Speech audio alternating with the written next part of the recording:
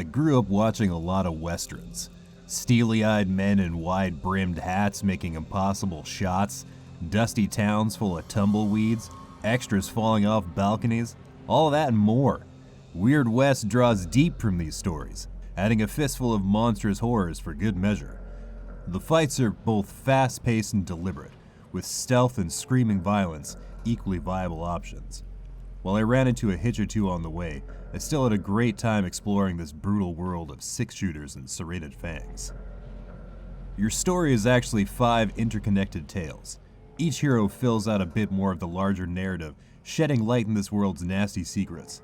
Murder, blackmail, ritual sacrifice, and sinister witchcraft all feature heavily. Every world-building element looks and feels awesome, though I wasn't always grabbed by the actual story. Right from the beginning, there's an emotional disconnect. Your first tale starts with a family member murdered in cold blood. You don't seem too broken up by this. It's weird. Maybe I'm expecting too much from a mostly silent protagonist, but a reaction of some sort would have been nice. In this case, actions speak louder than words. Rather than visibly grieving, you get right to bloody revenge. As a matter of fact, you can kill more or less whoever you feel like. There are consequences, of course, but they're more practical than ethical. Your reputation can get better or worse, and survivors might strike out for revenge. Also, if you kill off an entire town, someone else might move into the ruins, maybe someone more unsavory than the old inhabitants. Honestly, I'd much rather deal with practical consequences in games. Leave the moral quandaries to the preachers and the poets, you know? Like all good gunfights, combat in Weird West moves lightning quick. It's all too easy for a fight to go sideways, which makes the Quicksave function absolutely essential. Regular enemies go down quick, but so do you. Thankfully, you've always got options. If pure firepower isn't working, why not try stealth? Or better yet, light something on fire. Nothing like a little arson to turn the tide your way. You've also got special abilities to lean on, as well as a slightly clumsy slow motion function. If you can manage to hit anything, you're good to go. Normally I'm all about console controls. There's just something about an actual gamepad that feels essential to the experience. Weird West feels like that rare exception, at least when it comes to aiming.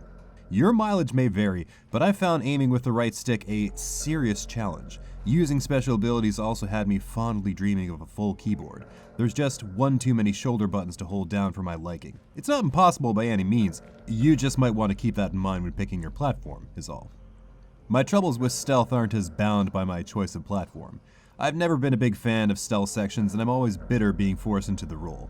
Thankfully, you're almost never forced to be stealthy in Weird West, but when you are, just a bad time all around. The one big problem is the Quicksave function. The AI pathing resets after every time you load, so you can trap yourself in a sticky mess without ever meaning to do so. This means the best way through a stealth challenge is to do it all in one go, which gets exhausting. Because of this, I avoided sneaking about unless I absolutely had to. Stealth is just one of the many tools you're provided with that I avoided ever using. Each character has a host of special abilities that can theoretically turn the tide of battle, but none of them were as useful to me as strategy and positioning. Placing yourself properly with cover and line of sight accounted for made a giant difference in battle. Revolver, rifle, and melee skills were nice, but they couldn't keep you alive if you wandered into 6 dudes with shotguns. Much better to study the terrain, learn the enemy's patterns, and methodically wipe them all out. The beautiful thing about Weird West is also what makes it critically impenetrable. At least for me, my enjoyment of the game is tied to my particular playstyle. If you're more ruthless with NPCs, if you're more stealth-focused, or if you're more patient, this is a very different game. So my frustration with the stealth is assigned to sneak around less. If I'm unhappy with the story, I can always change how it ends. Conversely, the movement and aiming controls are a tangible way of making your platform choice.